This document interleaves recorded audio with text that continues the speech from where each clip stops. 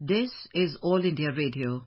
In the program Spotlight, now we bring you an exclusive interview with Dr. Ashok Lahiri, former Chief Economic Advisor on Union Budget 2023-24. Interviewer is Shishir Sinha, Senior Journalist. The government is getting ready to get the first Union Budget of Amrit Kal approved by the Parliament so that it could ensure more productive use of funds meant for fiscal year 23-24 from the first day of the fiscal itself.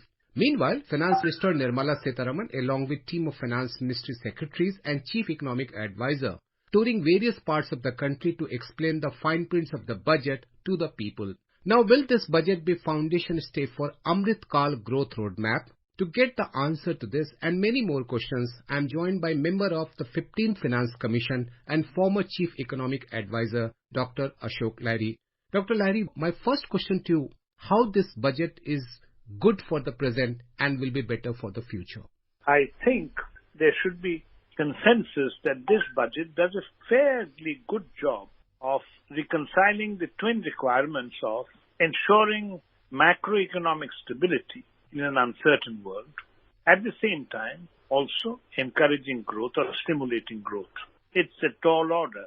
I mean, you can err on both sides, but I think it does a fairly good job.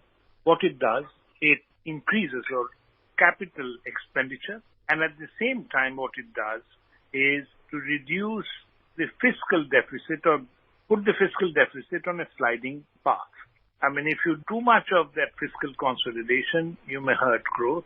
At the same time, if you do too much stimulation, then you can upset macroeconomic stability and end up with high inflation and even balance of payments problems. So this budget is a good combination. One important allocation is provision of rupees 10 lakh crore for capital expenditure, and if I add provisions made for creation of capital asset through grant in aid to states, the effective capital expenditure of the centre is around rupees 13.7 lakh crore, which is 4.5% of GDP. What kind of multiplier effect this allocation can have?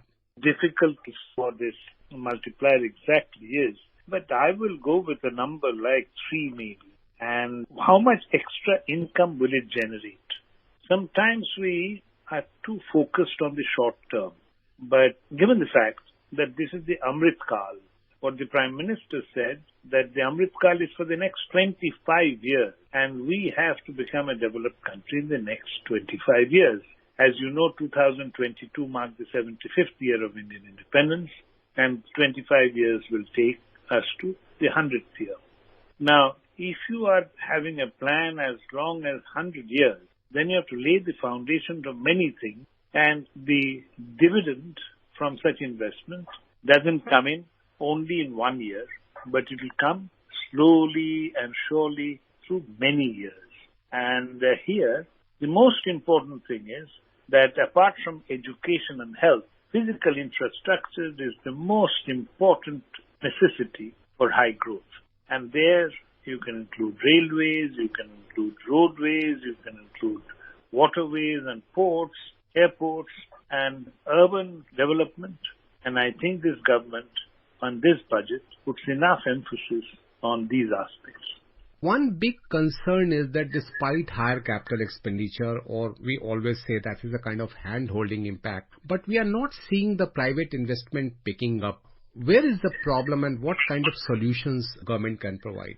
See, businessmen and moneyed people do not like uncertainty. So, Shishir, you will accept that the world is bedeviled by 3 sets of uncertainties.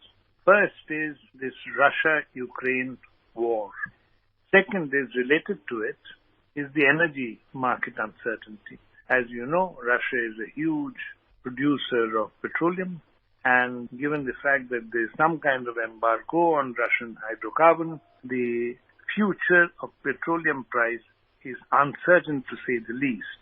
And India being a major importer of petroleum, as well as fertilizer, which is a derivative of petroleum, we suffer from that uncertainty. And third is, given the fact that petroleum prices, because they were elevated, and Ukraine was affected, Ukraine is a major exporter of wheat, international commodity markets were also elevated.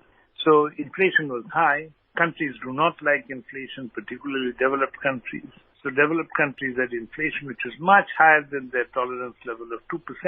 So when they have high inflation, they put down the brakes. And when they put down the brakes, it means rate of interest goes up. Just as you shift your money from a bank to another bank, when the bank that you have the money in is paying a lower rate of interest. Similarly, if interest rates go up elsewhere, then money tends to move out from here. So this is the uncertain situation in which the private sector is being diffident.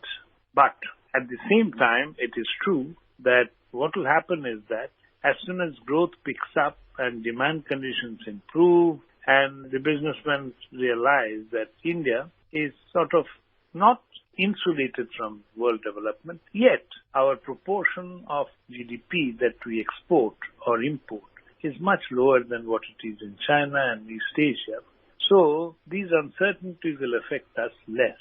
Nevertheless, businessmen, I think, suffer from this uncertainty. That's the first reason. See, it's always a chicken and egg problem. Businessmen don't invest because capacity utilization is not high enough. There is excess capacity. Demand has to go up. When demand goes up, capacity utilization goes up and businessmen start investing so demand goes up again and so on and so forth. But here, the issue is nothing succeeds like success. So once you trigger the growth, this whole virtuous cycle starts rolling. Do you think that something more is required at this moment to attract long-term capital? Because there is also an issue that more and more investment are coming towards the maintenance one and not the greenfield one. How do you see this kind of explanation? It is right in a way, but I think money is made from long-term vision. Money is not for people with extremely short-term horizon. I mean, they're really speculators and people who are trying to make a quick kill. If you want to make big-time money, you have to get into a market and stay there and see the long-term growth. And I believe that I'm an eternal optimist for the Indian economy. And I think some businessmen are taking a very myopic view. However, having said that, if you look at the stock market, in spite of all the uncertainties, the Indian stock market has done reasonably well compared to the other world markets.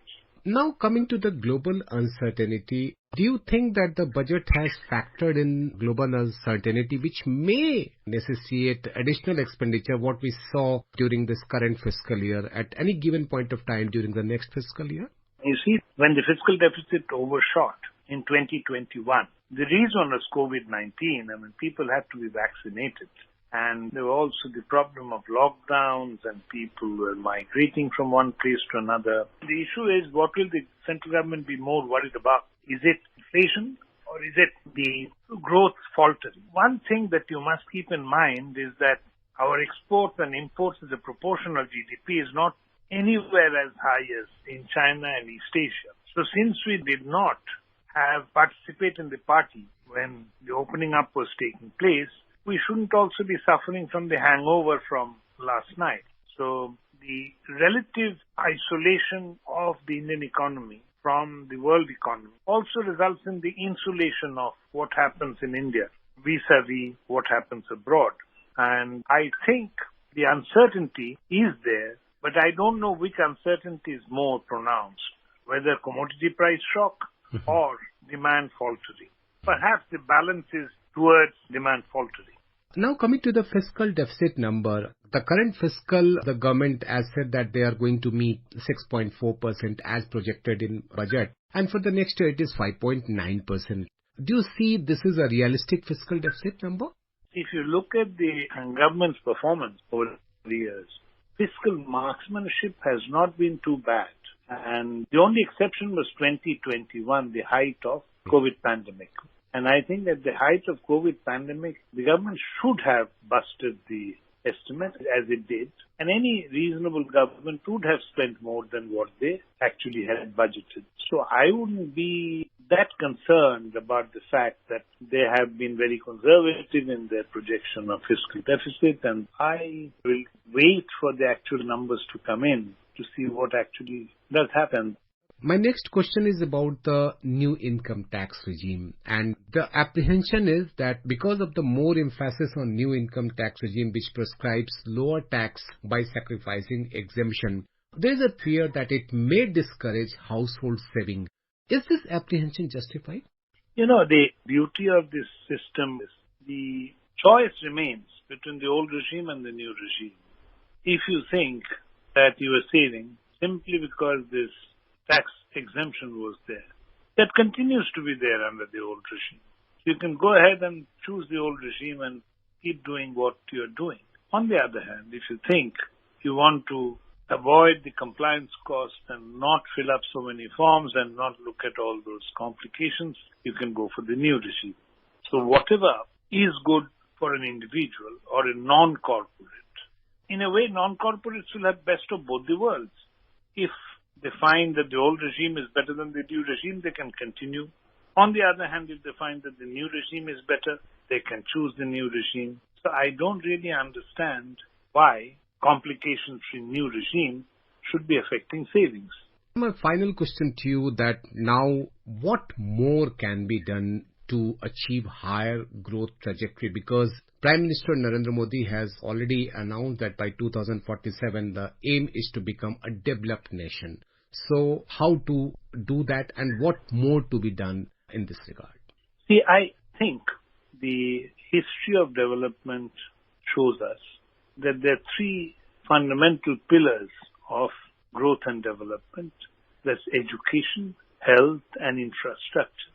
And together with that, what is important is the technological leap forward. Our advantage is that we are starting now when we do not need to reinvent the wheel. In 20th century, you didn't have to go from steam engine to diesel engine to then electrical engine and so on. You could go directly from steam engine to electrical engine. So we can get the best of the science and technology from abroad and implement it. And here, what will be essential is to lay stress on education. Because one number that we find is that there is no country in the world where the people are educated and poor. And there is no country in the world where the people are uneducated and rich. So since literacy is improving in India, I think the autopilot has started. I wish we had done more for education earlier. Similarly, health. If you are suffering from low-level morbidity, no matter how bright you may be, you can't do well. And look at what we have done in terms of longevity, life expectation, because that's a catch-all measure of health. Health has also improved. There is a lot to be done, but we need to make progress on education and health, and together with that, we need to have serious improvements in infrastructure, because infrastructure affects mobility, infrastructure affects the location of industries. So we need to have much better economics of location, and the urban infrastructure have to improve. So I think we need to do that. And here, Shishir, I think we must be very careful about another problem, that the solution is not in throwing money at a problem. Implementation is the key. And I think one of the things of the present government and our Prime Minister, Mr. Narendra Modi, is that what we know of his stint as Gujarat Chief Minister is that he takes a great interest in implementation. And implementation is what will lead from input of money to output of rail lines and schools and hospitals to outcomes where we have better education and better health. Dr. Ashok Lahiri, thank you very much for talking to All India Radio. Thank you. You were listening to an exclusive interview with Dr. Ashok Lahiri, former Chief Economic Advisor, on Union Budget 2023-24. Interviewer was Shishir Sinha, Senior Journalist. This program was produced and presented by the News Services Division of All India Radio. You can listen to it on our mobile app, News on AIR. This program is also available on our YouTube channel, News on AIR Official. You may email your opinion about this program at airnsttalks@gmail.com.